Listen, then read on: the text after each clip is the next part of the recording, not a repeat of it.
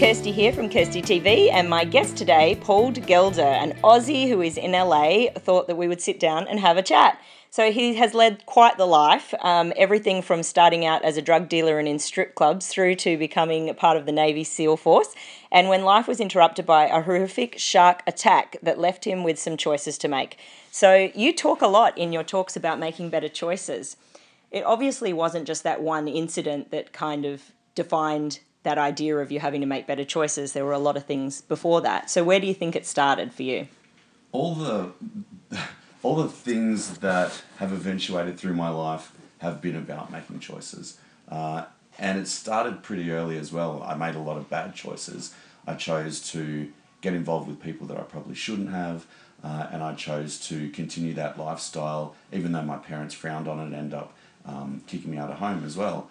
So choices are basically the one thing that has led my life into good and bad directions. So whenever I try and talk to people, I tell them about making positive choices, things that sometimes are scary, but I've found that the scary ones are usually the best choices to make because they get you outside of your comfort zone and they change your life. So what do you think for anyone else who's in this situation where they're really unhappy with their life, and it may not be in the same way that you were or at the same age and stage as you were, and they're not necessarily going to go and join the army to get that experience. So what would you say to someone in that situation that how they could make a similar change in direction of where they're going? Well, if you're not happy, then sometimes it takes a drastic change to get your life back on track. Maybe the life that you're supposed to leave. It's going to be scary and it's going to be hard, but what I've learned from the past however many years is that every time I got out of my comfort zone, every time I made a choice that I was actually a bit scared of, it changed my life for the better. And the things that I remember the most about my life are the things that I was scared of. From leaving Canberra to joining the army, to leaving the army behind and joining the Navy, to eventually leaving the Defence Forces behind totally and striking out on my own to do the speaking and the book and things like that. They are the greatest things that I've done in my life, and they were the most scary. So, I mean, everyone's going to be sitting on the edge of their seats by now because they're like, well, what we want to know about the shark attack. So we're out at dinner last night, and after you left the dinner table, I said to everyone, well, how do we beat that? I mean, nobody's got a story to tell at dinner after somebody's just told you about having their arm ripped off by a shark. So it was pretty boring after you left. So let's talk a little bit about that. So where did that sort of story begin for you? That was when it began with me leaving the army and joining the Navy clearance divers. And the clearance divers have an assortment of jobs. We do things like mine countermeasures, so getting rid of bombs and mines in the open waters, maritime tactical operations, so the sneaky peeky middle of the night soldier stuff underwater, underwater battle damage repair, so using the tools underwater, and explosive ordnance disposal, so the guys like the movie The Hurt Locker, getting rid of improvised explosive devices. So I've been doing that for about 5 years, and we were doing a counter-terrorism exercise in Sydney Harbour, not far from the Opera House, just at the Navy base where they berth all of their warships. And it sounds pretty badass, pretty James Bond. We were doing a counter-terrorism exercise, but it was pretty boring. All we were doing was swimming in the water, and the Defence Science Organisation had set up unmanned video and sonar. And what they were trying to do was detect us pretending to be attack swimmers. So even though you say it's pretty boring, you're swimming in the water, I mean, you would swim through the night sometimes. Yeah. It was pretty intense, the kind of training that you do as a Navy SEAL. Very much. It's not really the same as the American Navy SEALs. They do a lot more soldiering than what we'll do. Ours is very much a lot more water-based. So we're called Navy clearance divers, but it's a very elite group. It's the top of the food chain in the Navy, and it's one of the elite forces of the Australian Defence Forces. So we do a lot of really hard stuff, and the selection process is extremely difficult with a 60% failure rate. But that day wasn't that hard. It was just, we had one of the new guys in the water swimming for about half an hour because he's the new guy, and that's just how it works. But I decided do a good turn and pulled him out of the water. And I said, I'll take over. And I rolled over the side of our little black inflatable that we call a Zod, short for Zodiac, in a 1 mil wetsuit, a pair of fins on, and I was on my first lap, just kicking my legs. And I looked over my left shoulder to make sure I was going in the right direction. And before I could look back, I felt this huge whack in my leg. And I didn't think much of it. Like I said last night, it didn't hurt. So I casually looked down and just came face to face with this massive shark's head attached to me. And we looked at each other. So it's bitten you. It's wrapped right around your entire leg. Attached to me. And I didn't panic. I just sort of stared at it going, that's not supposed to be there. And then my instincts kicked in and I thought, okay, I've seen Shark Week. I've seen The Crocodile Hunter. I'll jab it in the eyeball. So I tried to use my right hand, but I couldn't move it. And I looked down and the shark had actually pinned it to my leg. So it had the back of my leg and my hand in its mouth. So I thought, okay, left hand. And I went to jab it in the eyeball with my left hand, but I couldn't reach. It had me by the back of the leg on an uncomfortable angle. So I tried to push it off by the nose, and that did nothing. My hand just slipped off it. So in a last-ditch attempt, I tried to punch it in the nose, like you hear on the TV shows. And works sometimes. That did nothing. And this is all in seconds. Yeah, this is in the blink of an eye. It's amazing how you can break it down into small segments, even though it was like that. So the punching in the nose didn't do anything, I think, except piss it off. And that's when it started shaking me, and that's when the pain kicked in. And it was the worst thing I've ever felt. It was excruciating to the point where I couldn't do anything. All I could feel was the pain. I couldn't think to fight back. I was just at this shark's mercy. And we went underwater, and then we popped to the surface, and I took a quick breath because I thought we'll probably go back down, and we did. And it just shook me like a rag doll. I couldn't do anything. I couldn't fight. I was just, totally at its mercy. And I thought, I'm going to die. This is the last day of my life. I'm dead. And it just kept shaking me, and all of a sudden I was free.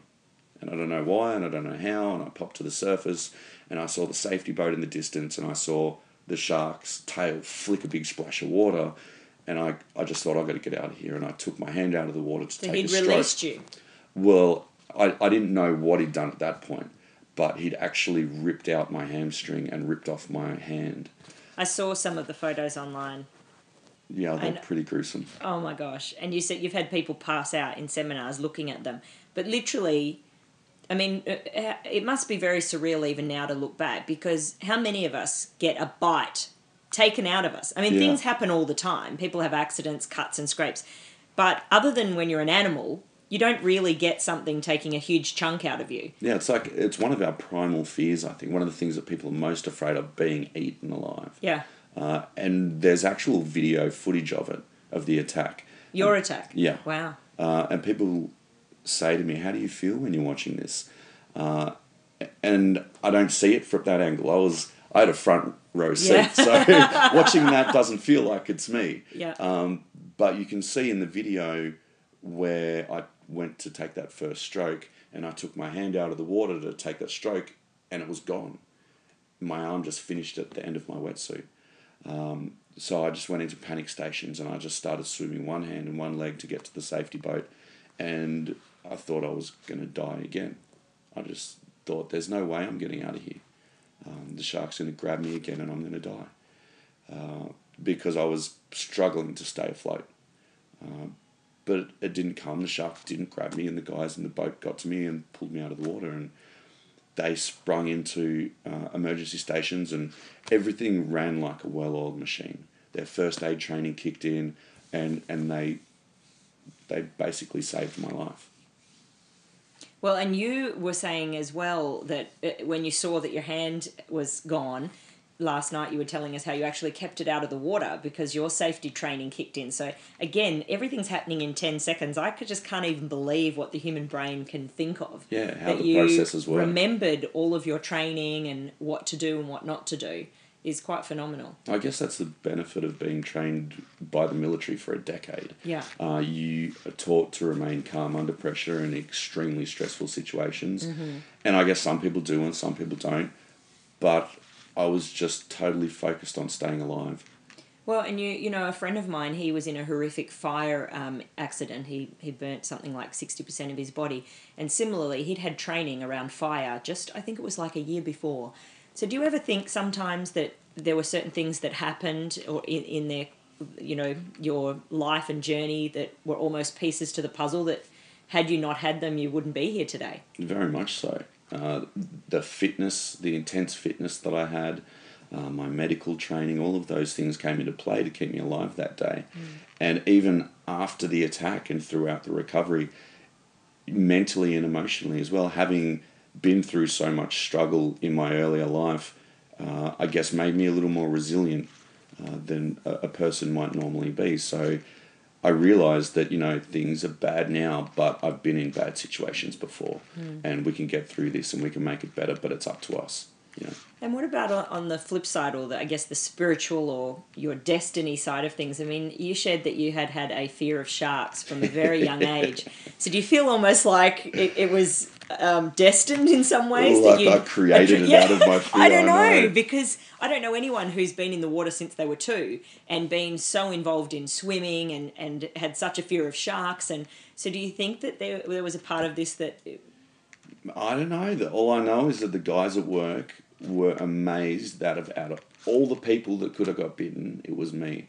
Because they knew, even from basic course, that I was scared of sharks, to the point where they'd bring in photos of great whites and pin them on my locker and say, you know, that was seen out there today. And so you got rid of that fear now. Yeah, I don't have that fear anymore. I figure, what's the chance of that happening again? And you're doing, I mean, you're actually protecting sharks now. You're doing some work around making sure that they're not seen as the bad guys. Yeah, that was totally by accident. I was approached by a group called Pew, actually, here. I think they're based out of Washington, and they're an environmental organisation. And they approached me and asked me if I'd be interested in going to New York to talk at the United Nations on defence of sharks and about shark conservation. And, you know, automatically I thought, hell yeah, free trip to New York. But then they gave me the information. They gave me all the paperwork on what was going on around the world with the 100 million sharks killed a year for their fins, just for a bowl of soup. And I realised you can't maintain that. You can't wipe out 100 million apex predators out of an ecosystem and expect things not to go bad. That's going to ripple down, and there's been incidences where it has rippled down, and eventually it ripples down to us. So forget about the sharks if you don't like them. Think about how much everything wiping else, them out is going to affect us. Well, and it's just so fascinating that, you know, I guess for people, if they can think that you can love the sharks, then they can love the sharks. I saw some photos of you swimming with the sharks, and after your accident, and I had actually been swimming with the sharks with my brother, and they're so peaceful. They really are. Isn't it amazing? Yeah. And so it must have been such a different experience for you. Was there any part of you that was afraid jumping into that tank? The first time I did it at the aquarium, I had a little trouble looking at their front end. All those teeth. Yeah, and these are grey nurse sharks. Yeah. You know, they're totally peaceful and placid, and they're not going to do anything, but they'd swim by my face and their teeth hang out of their mouth, and all I could envision was this monster turning around and ripping my face off. Yeah. So I looked at the tail. But then a couple of months ago, I went to Fiji with 60 Minutes, and I hand-fed a bull shark with no protective glove like the rest of the guys. It was the last dive on the last day, and there was a big bucket of fish heads next to me, and I was just like, screw it, I'm going to do this. And I grabbed a fish head and held it out there and shook it, and this shark came in. I took my hand away at the last second and just ripped it out of the water. It was amazing, and they're just such beautiful animals. They're so graceful and majestic, and that's their home, you know. So what about that? I mean, it's not just that you're dealing with your fear and moving on. I mean, to put yourself in that situation is like the extreme of fearlessness. What in you makes you do something like that?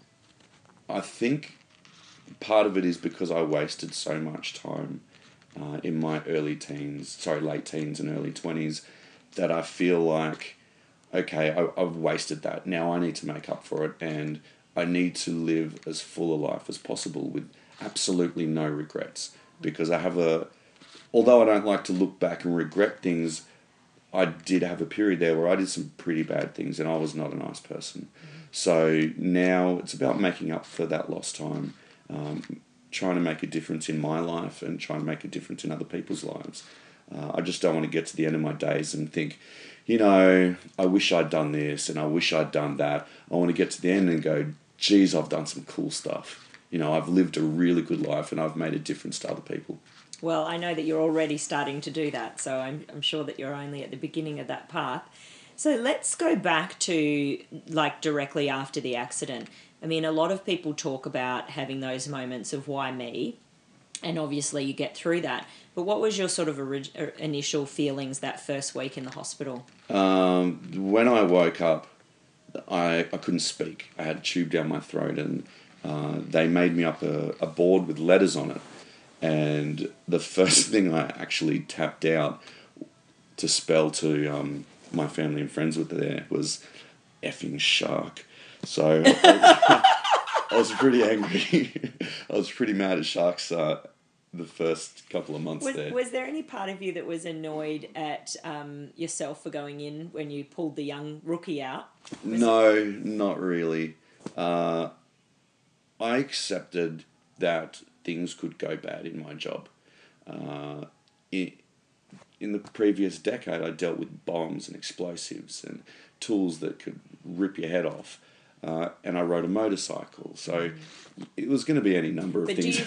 Do you think though, back at that time, that you really truly understood that something could go wrong, or do you think you were just young and carefree and I think didn't see life in the same way, life and death?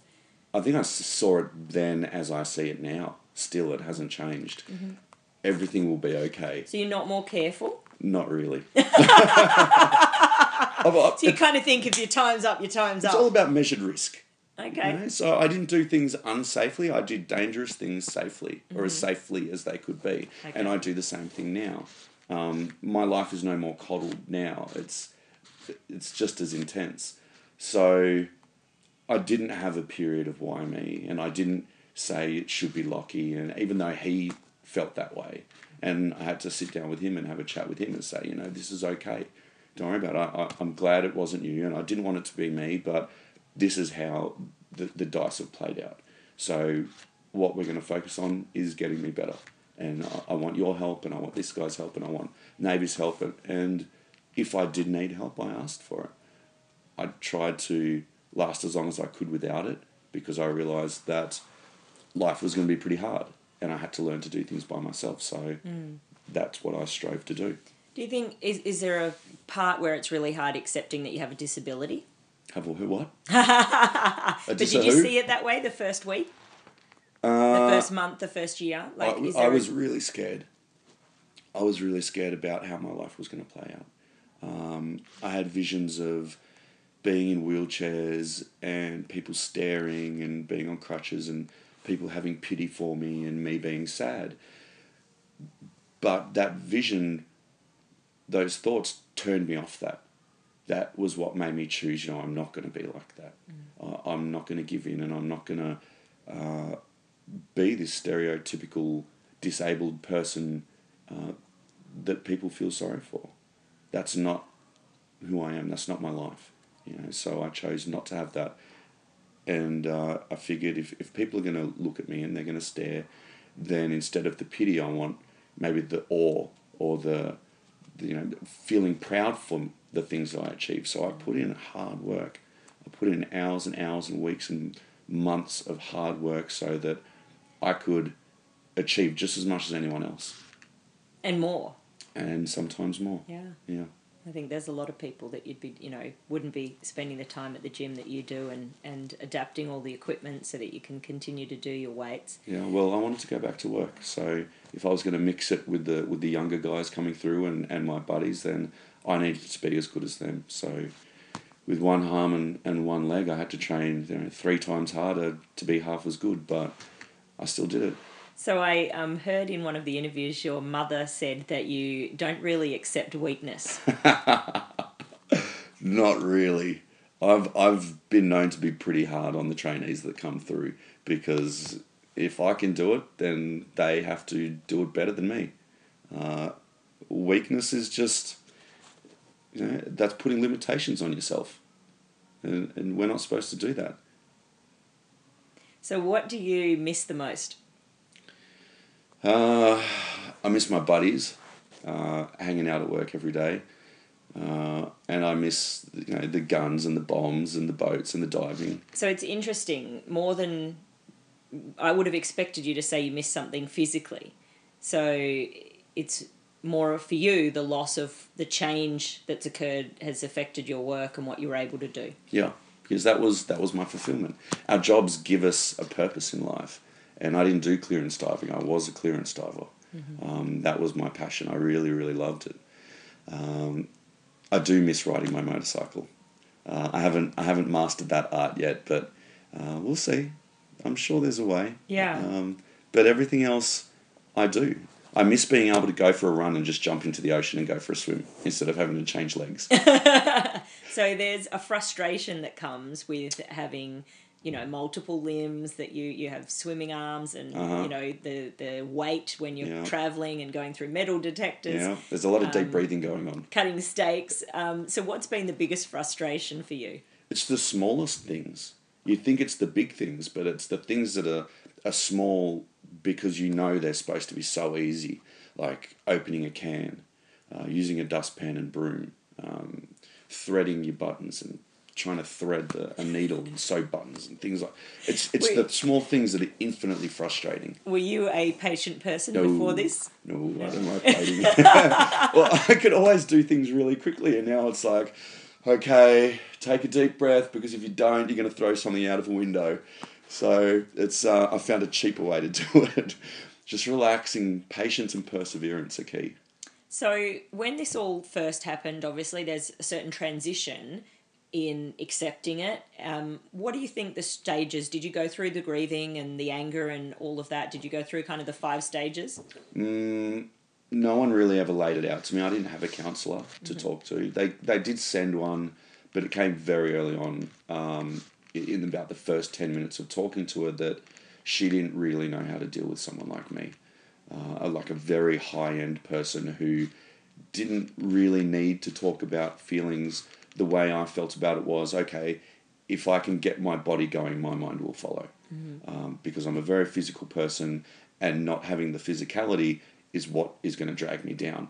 So down the track, have you changed your mind on that at all? Do you think that people should have any counselling? I think it should be on a case-by-case basis. Mm-hmm. If you want to talk to someone, I think it's very handy. In saying that I didn't talk to a counsellor, I did talk to my friends. Mm-hmm. I did talk to my family. They were my counsellors, the people that knew me. And even after that, doing the public speaking, the amount of times I've talked about the incident and really given a lot of myself in these presentations, I feel like that's been good counselling as well. Yeah. So what was the lowest moment in the first 12 months after the accident? The lowest moment was straight after having my leg removed. I had a very bad reaction to the drugs, and they didn't work. And I laid in a hospital bed for 8 hours in complete agony, where I couldn't do anything but roll side to side and cry. And at that point I wanted to die. I wanted the shark. I wished that the shark had killed me. The pain was just so incredible, and there was nothing I could do to stop it, and it just kept going and going and going for hours. And it got to the point where my mum came in and I begged her to go and buy a gun so I could shoot myself. She told me, I talked to her about 6 months ago about this, and she said she walked down Darlinghurst Road towards King's Cross bawling her eyes out. But then she got her nails done and she felt heaps better. I love your mum already. She's a funny old duck. That was another choice that you had to make, because you could have kept your leg. So the shark took out the hamstring. Yep. I mean, when you see the graphic images online, it literally bit 3/4 of your leg off the back of your leg. So you could have kept your limb, but it wasn't then going to be able to be functioning. No. You wouldn't have felt it, and you wouldn't have been able to be active in the way that you are now. With a prosthetic limb, you can still run. But that must have been a huge decision to decide, if the shark had taken its one thing, but to have to make the choice to cut it off yourself. Yeah. What was going through your head then? Well, I'd noticed that for the week that I did have my leg, the foot was going darker and darker and darker. And that was all I could see because they had these vibrating bandages on it trying to stimulate circulation. But it started looking more and more, like it didn't belong to me. And I realised that I had to prepare myself for it. So I started to prepare myself for the fact that I might have to lose it. And when the surgeon came in and talked to me about it, I was so high on morphine and ketamine, I looked at him and just said, "Doc, take it," and turned me into a Terminator. But he gave me another day, and I talked about it with my friends, and we got onto YouTube and Google, and we looked at the prosthetic technology and realised that it would be a better decision for me to have it taken off. So that's what we decided. I think maybe the dulling down of my senses because of all the drugs may have helped in the decision. But it was the best choice I could have made, definitely. Well, now you're able to live such a full life and continue to be as active as you were in a lot of ways. So around the 2-year mark, you went to the Wounded Warriors? Yeah.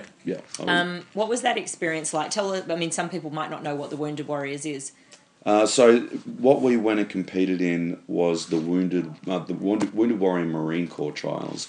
So the Wounded Warrior Games are all forces of the American military competing in adaptive sports. So they have wheelchair basketball, seated volleyball, shooting, archery, track and field, and swimming. So there was a small contingent of Australian wounded invited, and these are guys that have been blown up, shot, have come home and had sickness, traumatic brain injury. So to go there and meet this 150 wounded, injured or ill Marines was really eye-opening because we just don't have that volume of wounded people at home. And for the first time in 2 years, I didn't feel self-conscious. I kind of felt at home amongst these guys. And I really enjoyed myself, and I made a lot of good friends, and some of them that are going to be lifelong friends. It was great that we went there and stole all of their swimming medals as well. But the biggest reward was meeting these guys. There was a guy, my buddy Brad, who was only 4 months out of a wheelchair. He got blown up, and his lower spine went through his stomach, his upper spine went through his lung, and now he has a pig stomach, a stainless steel section of his spine, and someone else's lung. Wow. And he was competing. There was another guy, Chucky, who survived the wars, came home and got a blood clot in his hips and a blood clot in his brain, and lost both of his legs at the hips and went blind. Wow. And he was out there competing in the 50 metres freestyle blind with no legs. So it kind of kicks you in the arse a little bit. It really does, And I think that in what I've seen universally when I interview people who've been through adversity is how much camaraderie and being around like-minded people. You said that it was the first time that you felt that you didn't have to be self-conscious. So what was that like in the first couple of years? Why were you feeling self-conscious? What was going on for you about your body? That was hard. That was really hard because the military had taught me so much pride. You always hold your head high, your shoulders back, and you be proud of who you are. Everyone should, but we especially get trained that in the military. You're an Australian soldier. Hold yourself like you're representing your country at all times. So to go from that to having one leg and being on crutches or having to hop around and everyone staring and whispering, that was really, really hard to deal with. To the point where I didn't really go outside for a while. The only place I went was to the army base to go and train.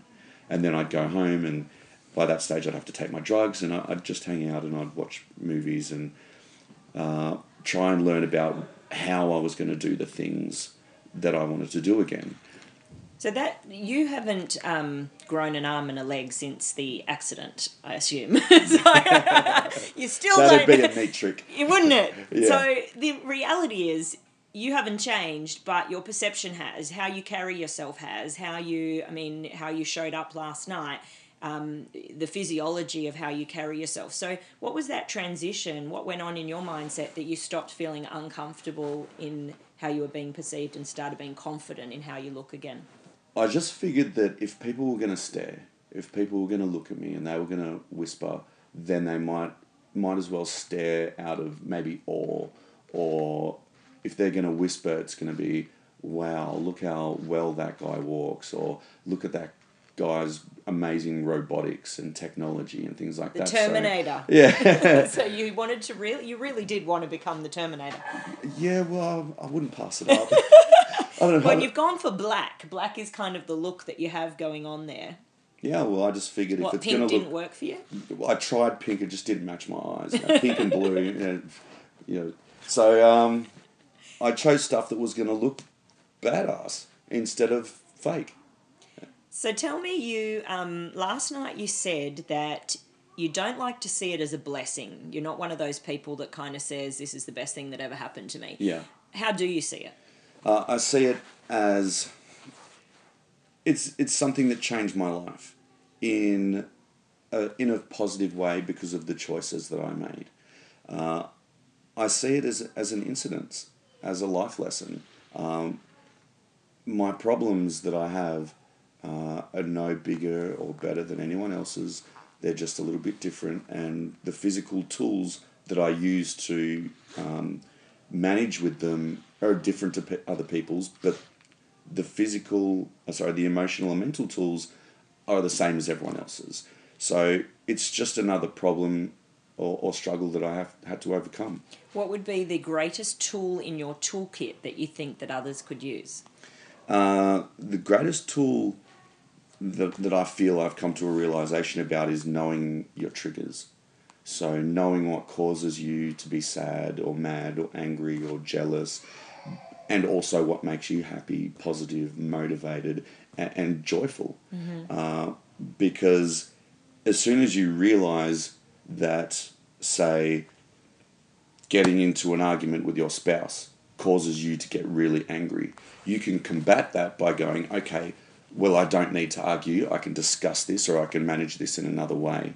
I realised very early on that I couldn't drink as much as I used to. And, we're Australian. We have a very big drinking culture. So you haven't got as much blood without your leg exactly to absorb all that beer. Exactly right. But on the other hand as well, the couple of days afterwards, I'd be less motivated and I'd be a little more sorry for myself. So I thought, okay, I know what causes me to be unmotivated, so I've got to wind that back a little bit. Mm-hmm. So I don't drink anywhere near as much as I used to in my old Army and Navy days. And I know what makes me happy. Training and fitness makes me happy, and doing things for other people makes me happy. And if everyone can work out the little things in their life that set them off like that, for the negative and the positive, you can combat the things that make you sad and angry and having a bad life, and you can start moving towards a better life. So I've heard you talk a little bit about doing things for other people and how happy that makes you. When did that sort of, obviously as a drug dealer, that wasn't sort of, well, maybe I was making people joyous. That's right. I was only dealing weed, so. So when did that sort of start to come into your life, and how have you seen how much joy it's brought into your life? The first time was when my public speaking started, and I'd been asked to do public speaking before by corporations, and I kept saying no. Look, honestly, I'd rather defuse a bomb than public speak. But I was asked by Canteen, the cancer camp for kids, to talk at one of their camps, and how do you say no to kids with cancer? So I was like, sure, okay, I'll come along, and I was really scared. I was really nervous. And I got there and I did my first presentation. And I got to the end and I asked the guys if they had any questions. And one of the kid put his hand up and he said, "How much is your watch worth?"